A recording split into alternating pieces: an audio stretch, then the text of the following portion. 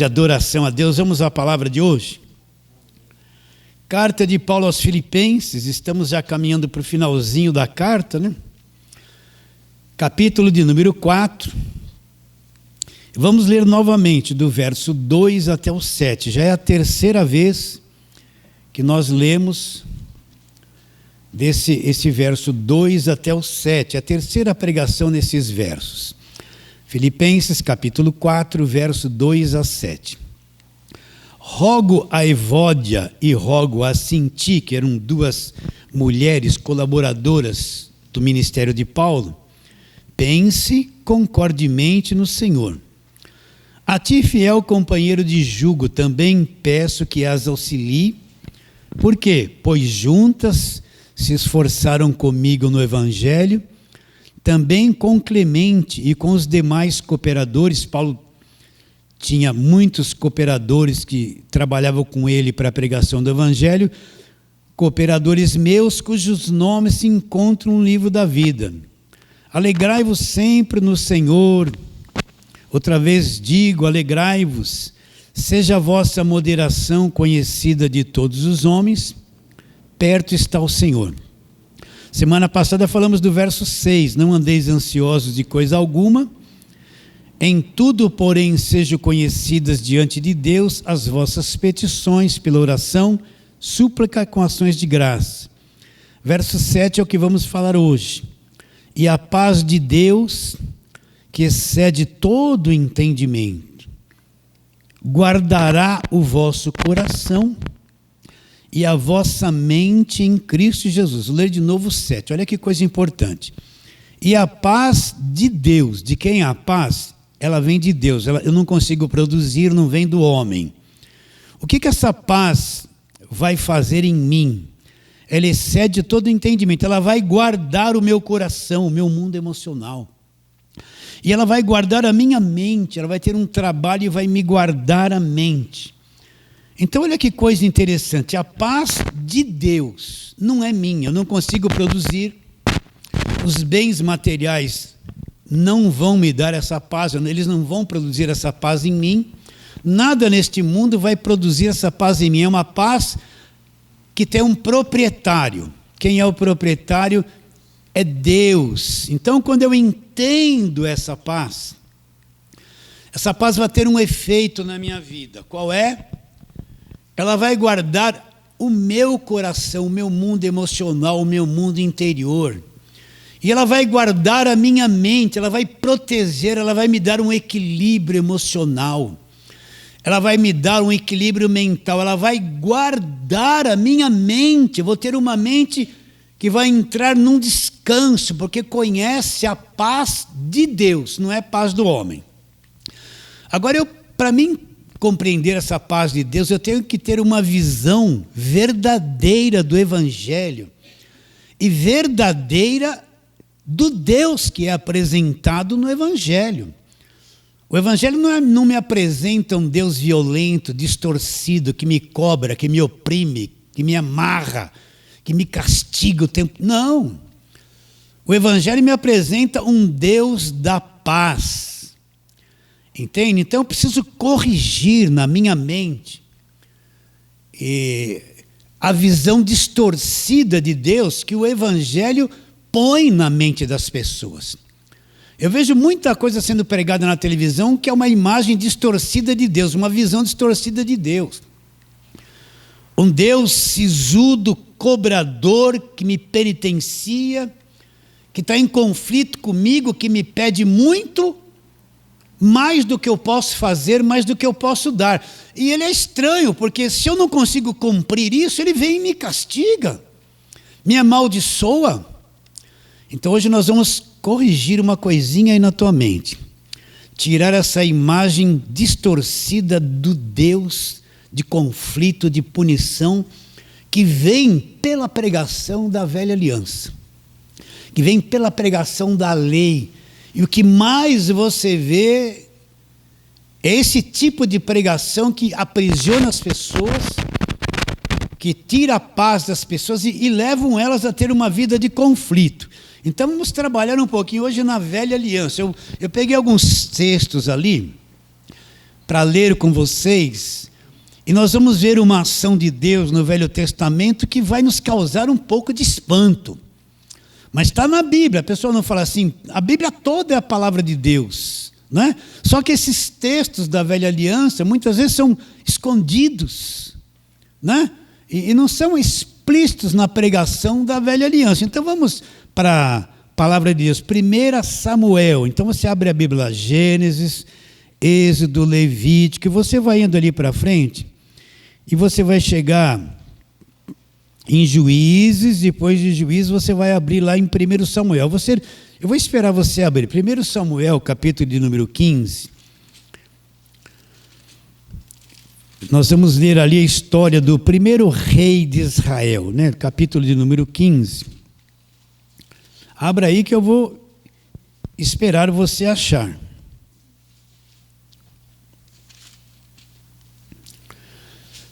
Israel não tinha rei. Ele vem vindo de um período de muitos juízes, mas não tinha rei. E o povo começou a reclamar com Deus.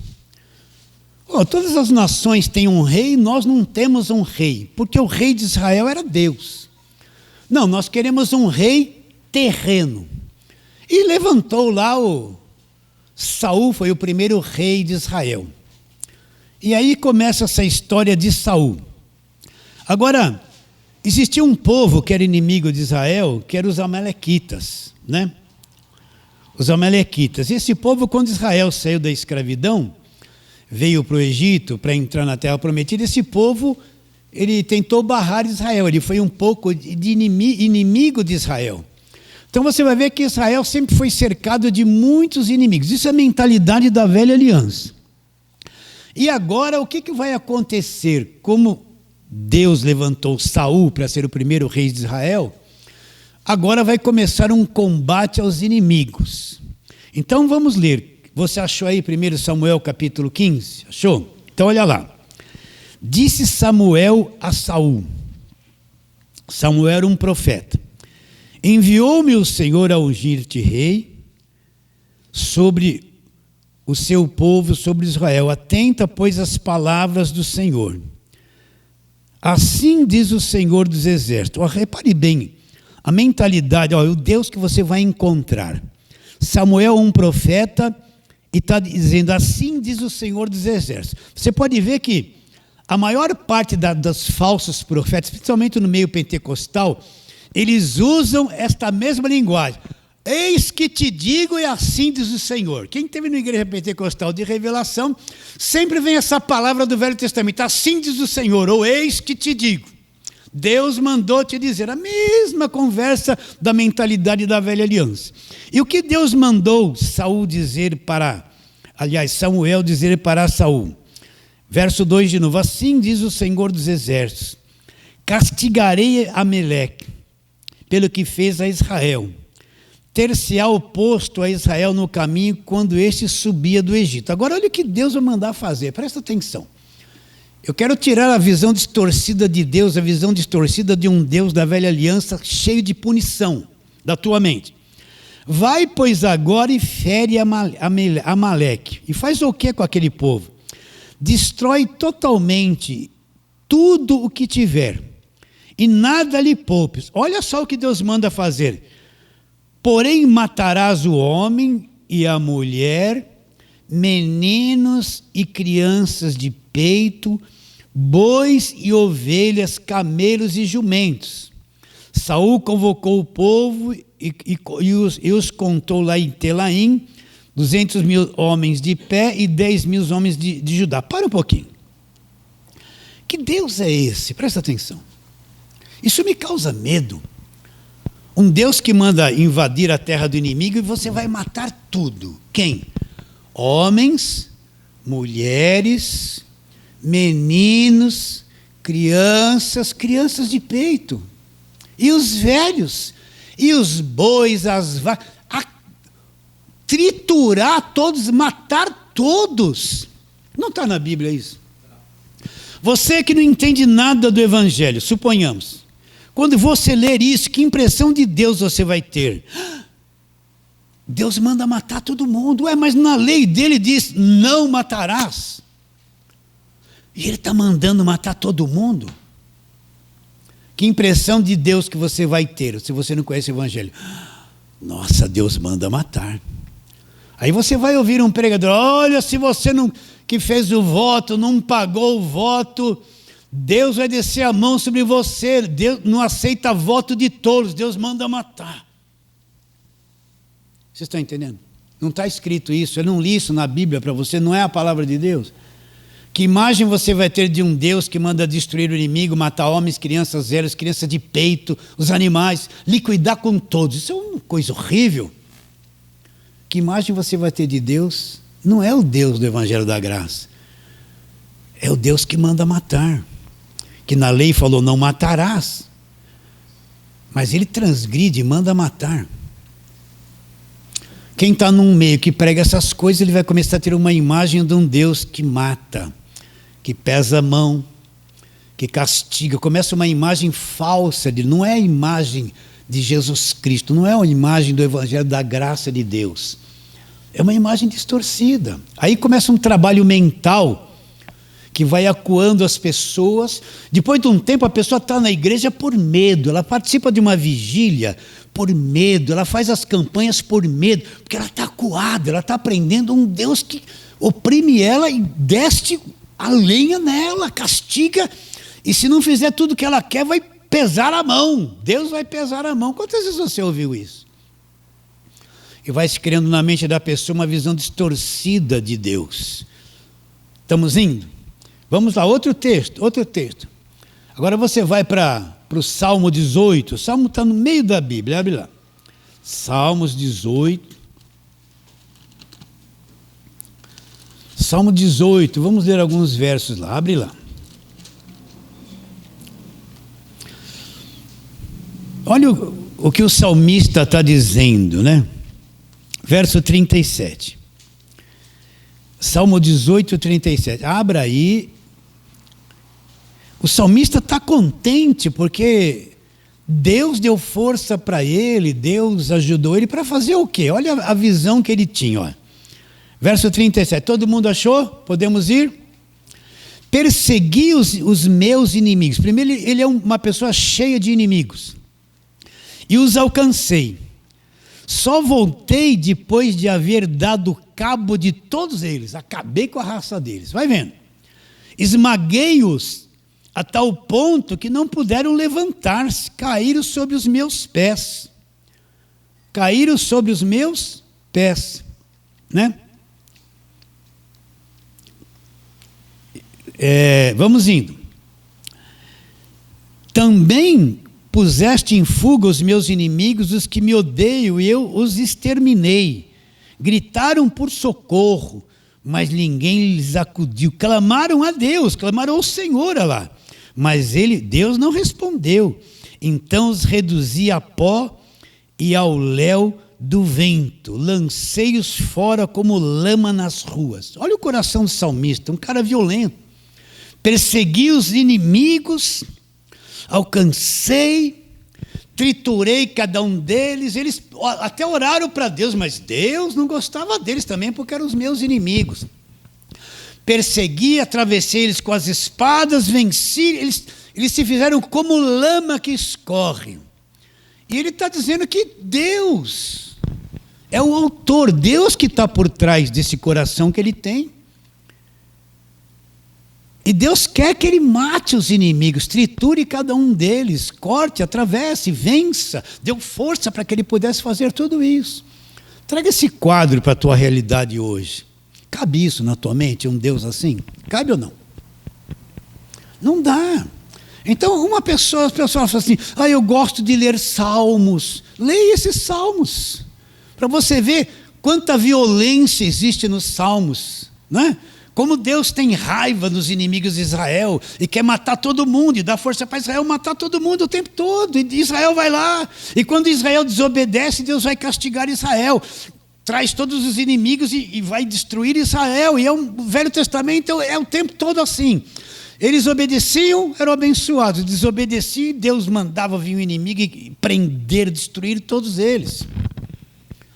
Então eu vou ficando na velha aliança, vai criando essa mentalidade de um Deus vingativo, um Deus mau. Eis que te digo, ó, vem o cajado de Jeová, homem de... Aí vem essas músicas antigas, homem de guerra é Jeová, seu nome é temível na terra, aos meus inimigos, né, venceu, Deus grande e terrível em louvores. Música maligna.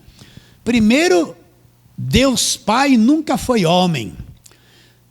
Ele é terrível, homem de guerra que mata todo mundo. Você quer confiar num Deus assim? Eu não gosto desse tipo de Deus. Você gosta? Mas não está na Bíblia aqui. Aí a pessoa vai ouvindo essas coisas. Qual é a imagem que vai ser criada de Deus? Ela não vai para as cartas de Paulo, fala que crê em Jesus, não conhece o Evangelho da Graça. E vai tendo uma concepção, uma imagem de Deus, de um Deus errado, violento, maligno, que manda matar, que na lei diz não matarás, mas ele desobedece e ele manda matar.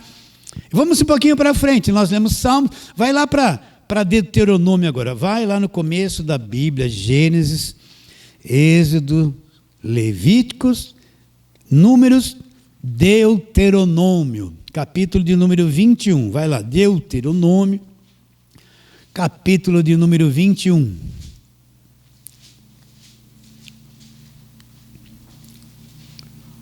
Quero que você ache e leia. Está falando sobre o filho contumaz, aqueles filhos desobedientes. Vamos ver se você faria isso com os seus filhos. Olha lá. Todo mundo achou? Deuteronômio 21, 18. Todo mundo achou? Vamos ler? Deuteronômio 21, 18. Se alguém tiver um filho contumaz e rebelde, que não obedece à voz do seu pai e da sua mãe, ainda castigado, não lhes dar ouvido, ainda que você discipline ele não te obedece, seu pai e sua mãe o pegarão e o levarão aos anciãos da cidade, à sua porta. Levarão os anciãos da cidade à sua porta. Então lhes dirão: esse nosso filho é rebelde, contumaz, não dá ouvidos à nossa voz, é dissoluto e beberrão. O que vai acontecer? Então todos os homens da sua cidade o apedrejarão até que morra. Assim eliminarás o mal do meio de ti, de todo Israel ouvirá e temerá. Ah, você tem um filho que não quer te obedecer. Você disciplina ele, não quer obedecer. Tem filhos assim? Tem. Principalmente quando eles vão chegando 14, 15, 16, 17, 18, a víbora cresceu. Esse filho traz problema para o pai e para a mãe. Aí você vai chamar lá os presbíteros da igreja, vem aqui em casa. Chama o teu pastor. Olha, se meu filho é assim, pega um monte de pedra, aí vamos apedrejar até a morte para eliminar o mal. Meu filho é o mal, você vai fazer isso.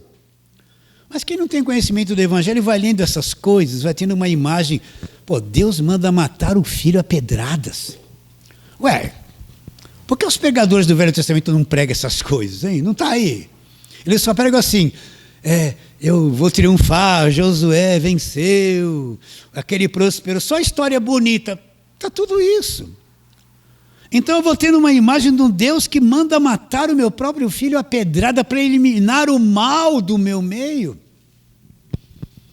Ué, não está aí na Bíblia? Qual é a imagem que a pessoa vai tendo de Deus? Um Deus carrasco, distorcido. Você vai vendo a manifestação do Deus no Velho Testamento, no meio do povo de Israel, é um Deus com uma imagem horrível, violenta, por causa da lei. Um Deus do castigo. Um Deus que o povo não obedecia, punha doença, né? Vocês estão me acompanhando? Por que eu estou falando isso? E a paz de Deus, que excede todo entendimento, vai fazer uma coisa em mim. Vai guardar a minha mente, meu coração em Cristo. Mas eu tendo uma visão de um Deus desse, da velha aliança, que paz de Deus é essa?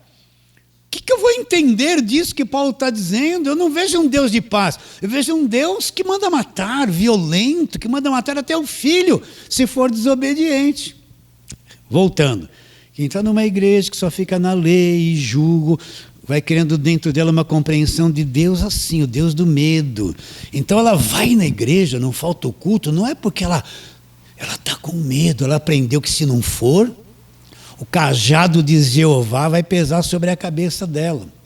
Se ele não cumpriu o voto que ele fez, antes de falar isso, vamos ler mais um texto da Velha Aliança, o texto aterrorizante, né? Você está volta um pouquinho, vamos lá, Levíticos, Números, Deuteronômio, volta 2 livros, você vai parar em Levíticos. Levíticos capítulo de número 20, vamos lá. Vamos ler só um verso. Levíticos 20, verso 10. Levíticos 20, 10.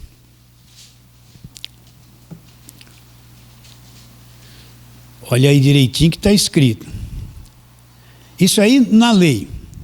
Se um homem adulterar com a mulher do seu próximo, será morto o homem adúltero e a mulher adúltera, né? Você vai lá não precisa abrir. João 8, pegaram a mulher em flagrante adultério, mas preservaram o homem. Era para ir o homem e a mulher. E trouxeram na frente de Jesus. Jesus, essa mulher foi pega em flagrante adultério. Na lei, nos mandou Moisés apedrejar. O que você tem para dizer? Jesus não respondeu nada, ficou escrevendo lá na areia. Como eles insistissem, Jesus falou assim para eles: aquele que tivesse em pecado, atire a primeira pedra. Todo mundo, ninguém apedrejou. Ela chegou para a mulher e falou assim, ele chegou para a mulher e falou assim: cadê os teus acusadores? Ninguém te condenou? A mulher falou: não. E ele disse: nem eu te condeno. Vai, não peques mais. Perdoa a mulher ali, não faça mais isso. Mas na lei, se descobrisse um flagrante adultério, ele seria apedrejado. O Deus que mandou não matar, mandava matar. Mandava ou não mandava? Seria apedrejado até a morte. Entende o que eu estou dizendo? Então uma pessoa vai vendo tudo isso, aquelas pregações do Velho Testamento o tempo todo, aquele peso, vai criando uma mentalidade distorcida do Deus que não é do Evangelho da Graça, não é Jesus Cristo manifesto em carne. Agora vamos para um texto aterrorizante, vai para não nos alongarmos muito só nesse pensamento. Malaquias, o último livro da Bíblia, vamos lá. Malaquias, abre lá. Malaquias, abre em Mateus, volta, está em Malaquias.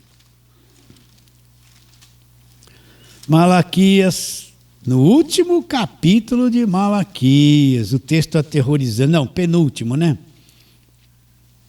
Malaquias capítulo número 3, o texto usado para aterrorizar e prender as pessoas financeiramente e criar um monte de gente manipulada dentro das igrejas, obrigado a dar 10% do seu trabalho e tudo que tem mensalmente, senão você vai ser amaldiçoado. Mas para você entender isso, vai para o capítulo 1 de Malaquias, verso 1, para você entender para quem Deus está escrevendo esta carta. Olha lá, Malaquias capítulo 1, verso 1. Sentença pronunciada do Senhor contra Israel por intermédio de Malaquias. Achou aí? Tudo bem? Olha lá, sentença pronunciada, olha lá como começa, uma sentença pronunciada pelo Senhor contra Israel por intermédio de Malaquias. Eu vos tenho amado, diz o Senhor, mas vós dizeis: em quem nos tem amado? Não foi Esaú, irmão de Jacó, disse o Senhor, todavia amei Jacó, porém aborreci Esaú. Eu fiz os montes e tal e tal e tal. Para quem ele está dirigindo essa carta? Para a nação de Israel, para o povo de Israel. Essa carta não tem nada a ver com a igreja, com o evangelho. A igreja nem existia nesse tempo. Essa carta está sendo direcionada para o povo de Israel, que não dava o dízimo, que roubava a Deus, que largou o templo, largou o culto, estavam cuidando dos seus próprios interesses. Não é para a igreja. A nova aliança nem existia. Jesus iria vir depois desse tempo, mais de 400 anos depois. Não tem nada a ver com a igreja. Mas olha lá o que está escrito no capítulo 3, né? Vai lá agora. Vamos ler verso 6 do capítulo 3. Porque eu, Senhor, não mudo. Por isso vós, filhos de Jacó, não sois consumidos. Um Deus que consome, né? Verso 7 do capítulo 3 de Malaquias. Desde os dias dos vossos pais, vos desviastes dos meus estatutos e não os guardastes. Tornai-vos para mim, e eu tornarei para vós outros. Quem foi obrigado a guardar os estatutos de Deus, que era a lei? O povo de Israel, não tem nada a ver com a igreja. Né? Tornai-vos para mim e eu tornarei para vós outros, diz o Senhor dos Exércitos. Mas vós dizeis, em que havemos de tornar? Aí vem o texto aterrorizante: roubará o homem a Deus? Todavia vós me roubais, e dizeis, em que te roubamos? Nos dízimos e nas ofertas. Olha o Deus, bonzinho, com maldição sois amaldiçoados, porque a mim me roubais vós, a nação toda. A igreja existia nesse tempo? Isso aqui faz parte do evangelho? Não, os ladrões eram a nação de Israel, nação toda. Não tem nada a ver com igreja cobrando dízimo e obrigando alguém a ser dizimista dentro de uma igreja. Trazei todos os dízimos à casa do tesouro, para que haja mandamento na minha casa. E provai-me nisto, diz o Senhor dos Exércitos, se eu não vos abrir as janelas dos céus e derramar bênçãos sobre vós sem medida. Para quem Deus está falando isso? Olha que Deus. Vocês são ladrão. Primeiro acusando eles de ladrão.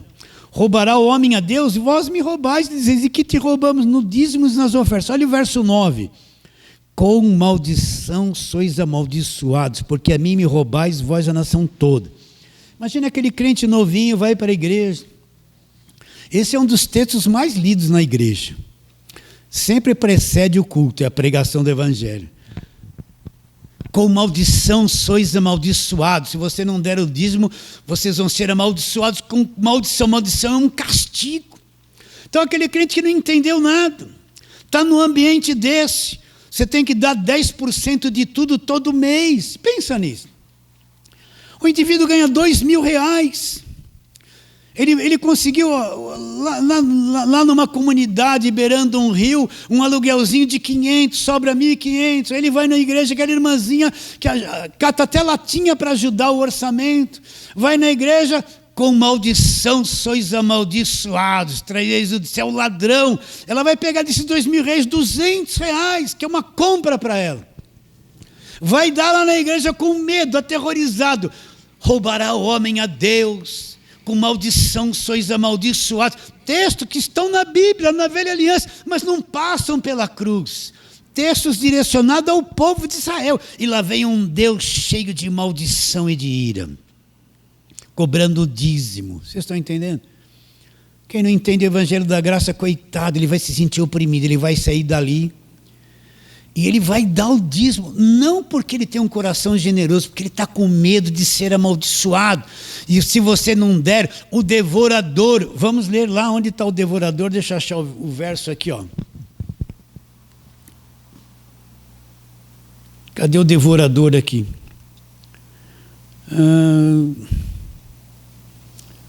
Sim, verso 11, olha lá. Por vossa causa repreenderei o devorador, para que não vos consuma o fruto da terra. Então aparece um personagem, o devorador. Se eu não der o dízimo, o devorador vai vir na minha vida. Eu já conheci gente tão supersticiosa, no mês o marido não deu o dízimo. Aí vem a esposa, pastor, quebrou o motor da minha geladeira. Eu pergunto, quantos anos tem o motor? 20. Ah, tá. É que nesse mês o meu marido precisou consertar um negócio lá e eu não dei o dízimo, devorador. Olha a cabeça dela, ela vem e entrega o marido. Você sabe que as mulheres entregam o marido para o pastor, né? Fala tudo que ele esconde. Então, mulheres... Não vou nem falar isso. Né? 20 anos o motor parou, foi um milagre da multiplicação do motor. Mas aquele mês, a cabeça da pessoa está tão enclausurada, dominada, que se quebrar uma coisinha, queimar uma lâmpada, o devorador com maldição sois amaldiçoados. É aquela pessoa com poucos recursos, ela vai viver enclausurada numa mentalidade. Todo antes do culto vem aquele cara pedir oferta e prega com maldição, sois amaldiçoado. Roubará o homem, você é o ladrão não tem parte no reino dos céus, vai perder a salvação. Ela dá obrigatória, com medo da maldição. Agora você encontra isso na Nova Aliança. Alguma vez Paulo falou de dízimo, ele só falou de oferta. Não tem um verso na Nova Aliança que obriga alguém a dar dízimo para a igreja. Os apóstolos nunca cobraram o dízimo de ninguém. Paulo nunca cobrou dízimo de ninguém. Mas você vê um Deus do rei, a visão de um Deus que amaldiçoa e manda devorador, nesse falso evangelho do Velho Testamento, e milhares de pessoas amarguradas, oprimidas, exploradas. Vou contar só posso dar uma ilustraçãozinha? Posso fazer uma pregação longa hoje? Ai, pastor, aguenta aí, velho. Eu lembro que eu não entendia nada disso, eu estava numa igreja. E isso aí eu trabalhava, minha filha recém-nascida. E depois de um tempo, precisava comprar as coisinhas para ela, né? Aquele enxovalzinho passa logo, as crianças crescem rápido, né? O cabeção cresce, os pezão cresce, vai pôr aquela calcinha na criança, fica uma bermuda, a calcinha virou bermuda. A blusinha, a camisa de manga curta, né? Estou brincando. E eu, maior medo, dizimista todo mês, recebia aquela coisa assim, não gasta R$1 com você, já vai na igreja, fazia um chequinho, dava lá, mas precisando. Aí eu lembro eu lembro isso. Minha filha cresceu um pouquinho, queria uma bicicletinha, mas eu estava numa dureza e não tinha como comprar bicicleta. Aí quando eu vi a filha do pastor, tinha 3. Tinha 3. Eu com dificuldade de uma. Aí acordava, minha filha entrava às 7 horas na escola pública, eu ia a pé até lá, levava, depois ia a pé até o serviço, que eu não trabalhava tão longe, eu só andava de onde eu andava, eu saía da Água Fria a pé até o Palácio das Convenções na Anhembi, que eu trabalhava num banco lá dentro, eu andava uns 3 quilômetros todo dia de manhã. Né? E minha filha na escola pública, e a filha do pastor? A escola mais cara da região paga. Vocês estão entendendo? Eu tinha que acordar cedo para trabalhar, malhar, sair de tarde e tal. As pessoas ficam bravas comigo, o pastor não trabalhava, acordava às 10. Né? Não tinha aquela agitação do dia, aquela disciplina de horário, chefe em cima. Acordava, fazia uma oração, é bom. Né? Tinha lá uma mesa farta. E eu lá, anos seguidos. Vocês estão entendendo? Não entendia. Aí você olha essa turma da televisão, tem que sempre atacar eles um pouquinho, faz bem, não é bom? Os caras têm avião, os caras têm fazendas, moram em condomínios. Essa gente pobre que eles falam que, tá vendo, recebe Bolsa Família, são tudo vagabundo. Eles recebem o dízimo desses Bolsa Família, que estão tudo na igreja deles. Aquela gente simples que está lá enchendo aquela multidão, dá lá o dízimo do Bolsa Família. E eles estão com os aviões dele. Roubará o homem a Deus, estão debaixo de maldição, não deu dízimo ao devorador. Qual a visão de um Deus que você vai ter estando numa igreja assim? Um Deus que me penaliza, cobra muito, exige muito de mim. E o dízimo, eu passo um mês trabalhando, suado, vou lá, aquele dinheirinho rico que eu queria comprar uma bicicletinha para minha filha, às vezes precisava de um sapatinho, tinha que esperar, né? Você já usou tênis furado? Não, eu já usei. Tinha aqueles conga no meu tempo. Quem usou conga aí? Ou tênis ruins de sola fina, doía, né? Às vezes eu usava um conga daquele, furava o conga, furava a meia, mas eu estava lá disfarçando, mas estava furado. Minha mãe costurava a meia, quando ia pôr de volta, aquele costura incomodava a parte inferior do pé. Vocês estão entendendo? Qual é a visão de um Deus que quem está em lugar que oprime a pessoa com essas pregações vai trazer na mente dele? Um Deus distorcido, não tem paz, não tem alegria. Eles vão para a igreja todos oprimidos, lá eles choram, gritam, rabaxambalabacai, profetiza, mas são um monte de gente oprimida, manipulada, cobrada, não sabe o que é paz de Deus. Não tem uma visão certa do Deus da graça, do Evangelho da graça. Né? É o Deus que cura, que batiza com o Espírito Santo, que expulsa demônio, que salva, mas é o Deus que amaldiçoa.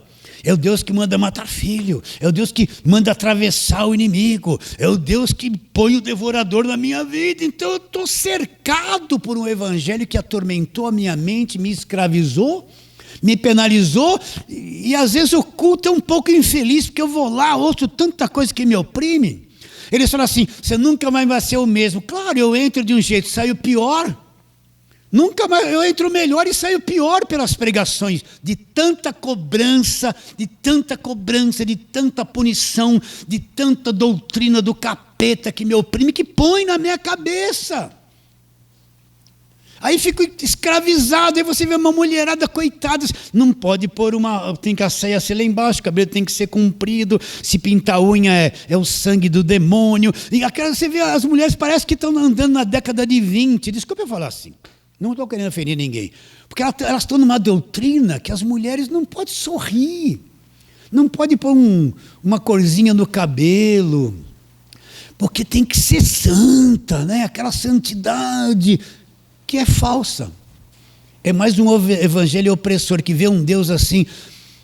Olha, essa irmãzinha vai ser mais abençoada que aquela. Aquela pintou a unha, essa não pintou, essa é mais santa, vou ouvir a oração dela.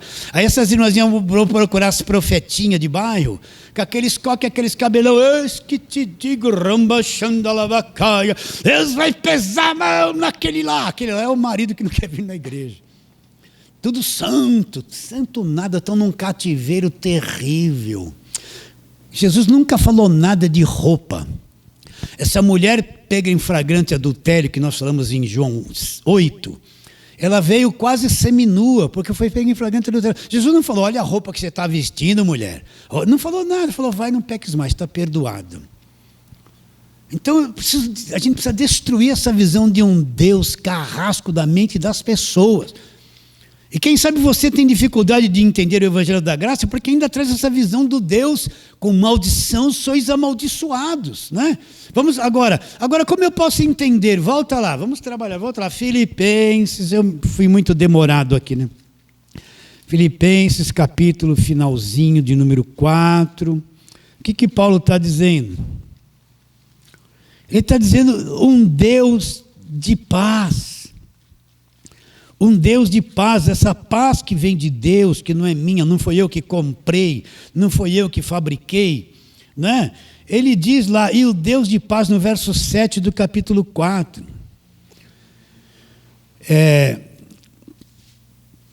E o Deus de paz que excede, a paz de Deus que excede todo entendimento, guardará o vosso coração e a vossa mente aonde? Em Cristo Jesus. Ele está falando que uma paz que vem de Deus. Eu só posso ter uma visão de Deus clara, do Deus de paz, que está em paz comigo, que não está mandando eu me amaldiçoar, que não está falando que eu sou ladrão porque não dei o dízimo, que tolera o meu filho, que eu tenho que tolerar, que eu não vou apedrejar. Você não deve adulterar, mas tem muita gente na igreja oprimida, porque um dia lá no passado cometeu um erro, está sendo penalizado até hoje.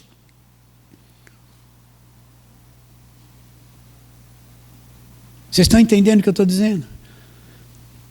Como é que eu vou entender o Deus de paz? Que paz é essa? De onde vem a paz? Então vamos trabalhar nisso agora.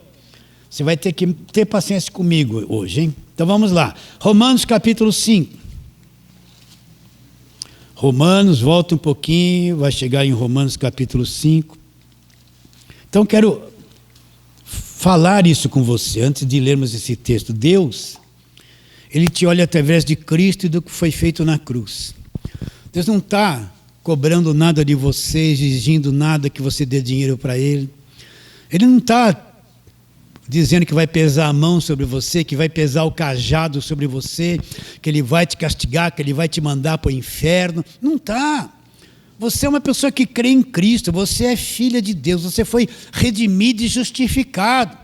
Isso não pesa sobre a sua vida, Deus não pesa essas coisas sobre você. Você não está debaixo de maldição. A maldição caiu em Jesus, Cristo se fez maldito no meu lugar, para que eu recebesse as bênçãos de Deus. Então olha lá, verso 8 do capítulo 5 de Romanos. Mas Deus prova o seu próprio amor para conosco, pelo fato de ter Cristo morrido por nós. Qual era o nosso estado? O estado ruim, sendo nós ainda pecadores.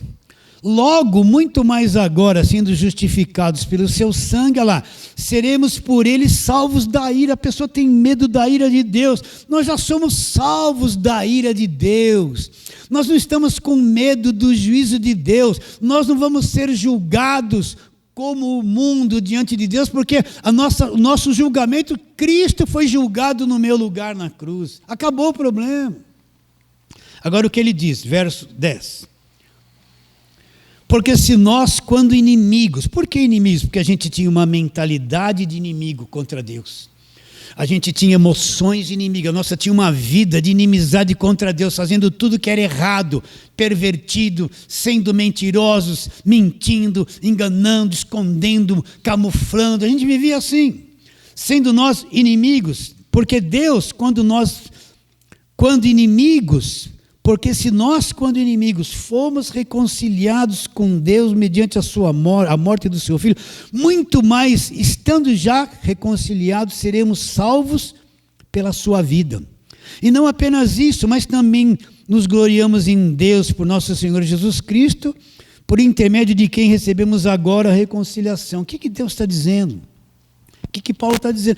Nós éramos inimigos de Deus, na nossa mente, a nossa vida sem Deus. Agora nós somos reconciliados mediante a morte de Cristo. O que isso quer dizer? Que quando Cristo vai para a cruz, toda a minha culpa, eu canso de falar isso aqui com vocês, toda a minha culpa, as maldições, o meu pecado, a minha inimizade, a minha mente cativa pelo engano, tudo foi posto sobre Jesus e Ele quitou o preço da minha dívida na cruz. E a dívida foi removida, eu não tenho que pagar mais nada. Não foi eu que removi. Eu não tinha poder para remover a minha culpa, eu não tinha poder para pagar pela minha culpa e meus pecados. Cristo teve e pagou, quitou, já quitou. Então essa nuvem escura, essa parede de trevas que interpunha-me entre eu e Deus, essa parede da separação que me separava de Deus, foi removida, foi tudo pago. Agora Deus vem a mim e me reconciliou com Ele. Não tem mais inimizade. Eu estou ligado em Deus, Deus me salvou, eu sou filho, Ele me dá a paz dEle, eu estou em paz com Deus, não tem mais inimizade. Então esse comportamento da velha aliança, com maldição sois amaldiçoados, mata o teu filho apedrejado, apedreja quem adulterou, os teus inimigos você tem que matar e destruir todo mundo, entende? Gente, isso acabou na cruz. Essa mão de Jeová, castigo, rei de Deus, aquela visão que eles desobedeciam e Deus destruía eles todos, o próprio povo dizia, não tem mais, acabou, eu estou em paz com Deus. Cristo removeu essas trevas da velha aliança na cruz, removeu, a luz brilhou, eu estou em paz com Deus, Deus está em paz comigo, acabou a parede de separação, é a paz que vem de Deus por aquilo que Cristo fez na cruz.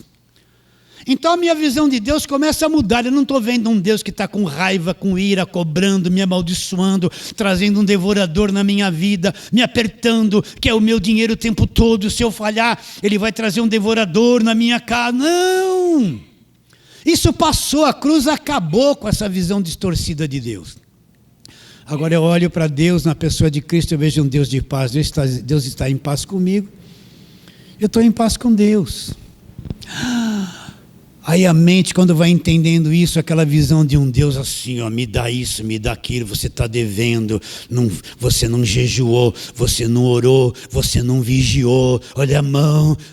Você começa a entender na cruz o Deus de paz. Vai sendo as trevas da mente da pessoa. Uma visão de Deus de paz. O Evangelho vai tirando as distorções da compreensão que você tem de Deus da mente, que você vai vendo que Deus está em paz com você. Não é? O seu nenenzinho correu, bateu o joelho no chão, chorou, saiu sangue, ele vem, estende a mãozinha. Aí você vai punir ele, não, o que a mãe e o pai vai, dá um beijinho, não, vai passar. Mas eles estão vendo um Deus que o filhinho caiu, machucou o joelho, ele vem cortar o pezinho, porque ele correu na frente e desobedeceu. É assim que eles vêem Deus, vocês estão entendendo? Então a paz de Deus, eu estou em paz com Deus, Deus está em paz comigo. Foi removida toda a culpa, e nessa remoção Deus levou o diabo, as maldições da lei, os castigos, foi tudo junto. Como pode querer Deus me amaldiçoar porque eu não dei um dízimo na nova aliança, com maldição? Isso é mentira, isso é enganação, escravidão na cabeça do povo.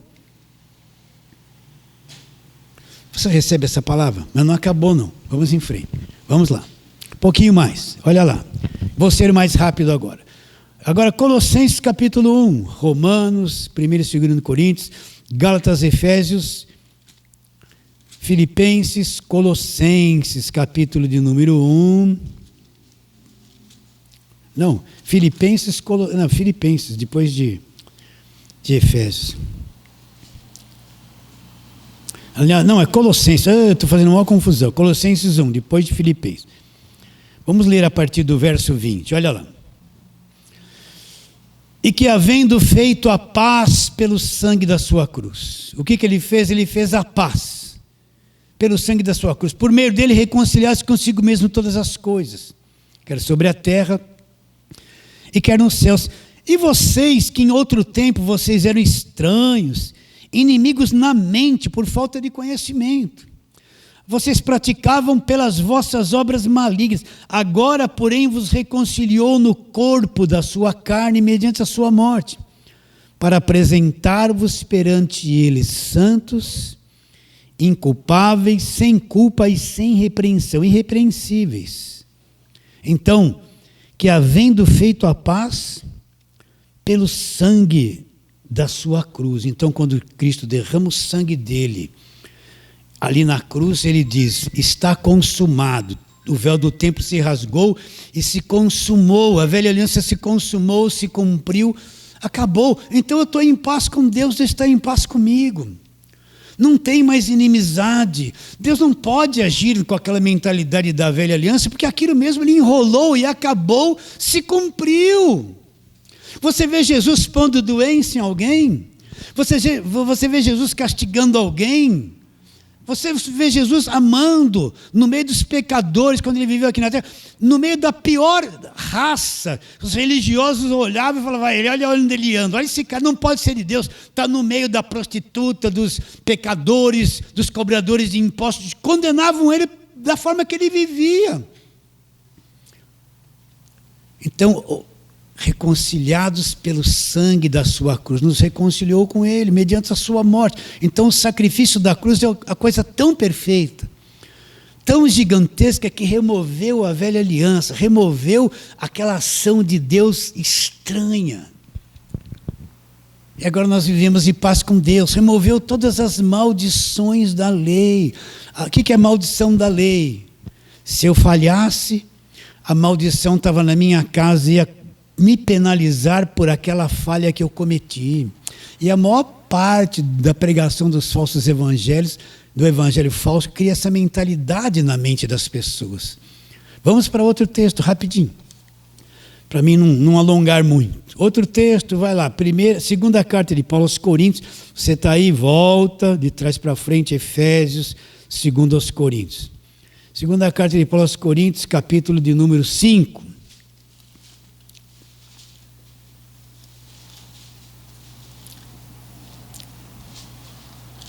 Ou eu estou no primeiro, não vou achar nunca, né? Capítulo número 5, verso 18, olha lá.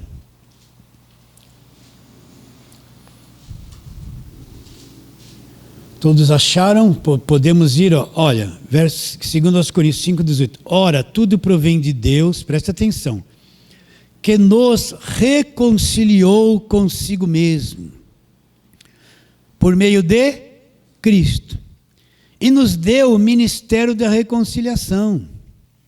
A saber, Deus estava em Cristo, reconciliando consigo o mundo, não imputando aos homens as suas transgressões, e nos confiou a palavra da reconciliação, de sorte que somos embaixadores em nome de Cristo, como se Deus exortasse por nosso intermédio.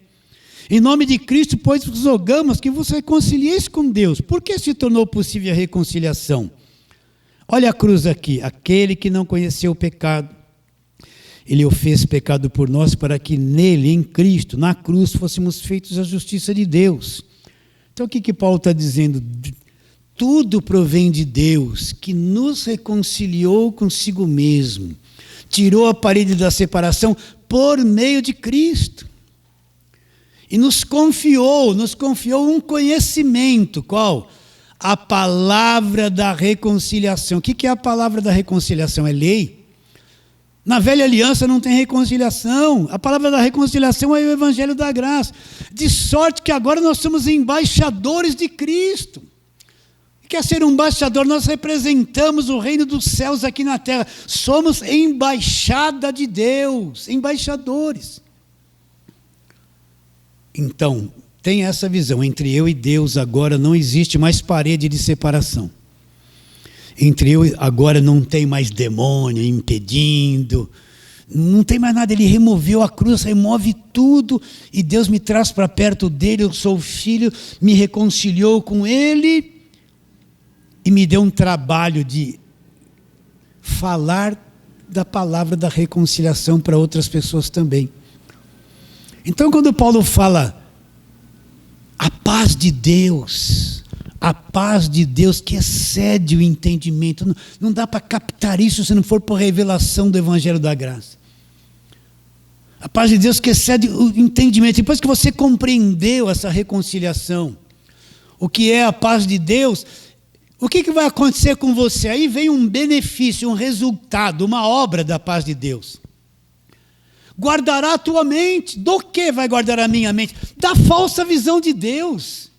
Da falsa visão do evangelho. Do Deus distorcido apresentado pela lei e pela velha aliança. O Deus do castigo, da maldição do rei. O Deus da cobrança. O Deus que quer o meu dinheiro. Eu vou ter paz. Uma pessoa que compreende Deus assim, compreende o evangelho. Não está cheio de ordenanças na mente. Não pode isso, não pode. Faça. Ah, meu Deus, saí do desespero. O que vai acontecer com a mente dela? Ela vai ser guardada. A paz de Deus está ali. E o mundo emocional, uma mente conflitante, emoções conflitantes.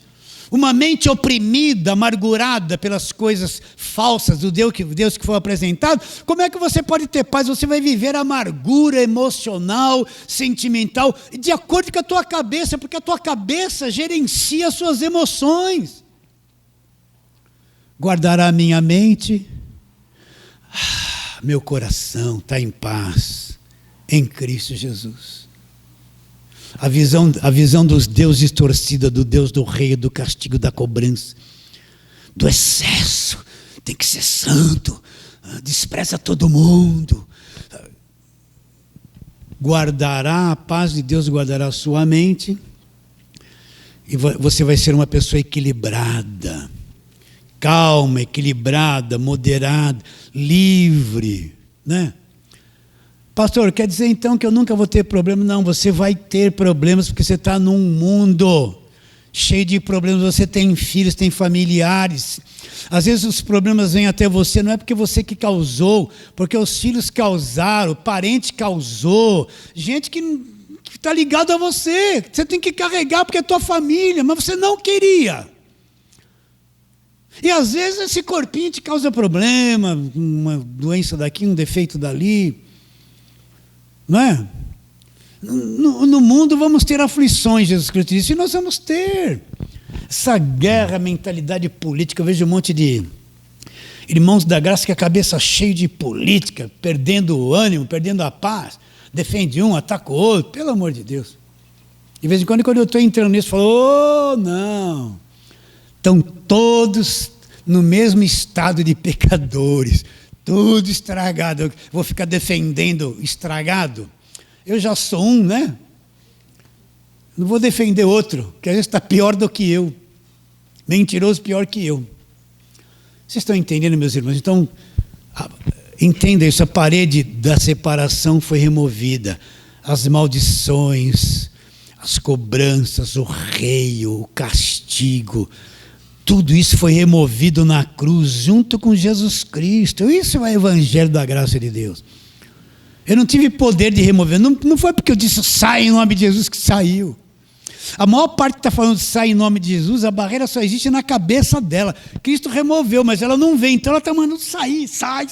A vida dela está assim, está amarrado e sai. Está amarrado e sai. Está amarrado. Ela fala mais está amarrado e sai durante o dia do que adora a Deus. De tão supersticioso e escravizado que a mente dela está. Então nós podemos dizer a paz de Deus, que excede todo entendimento, ela vai operar na minha vida e vai trazer um grande resultado, um grande benefício. Ela vai guardar a minha mente e o meu mundo emocional. Aonde? Num lugar secreto, no reino, em Cristo Jesus. Recebe a palavra de hoje. Fala assim, amém, vamos ficar em pé e fazer a breve oração, né?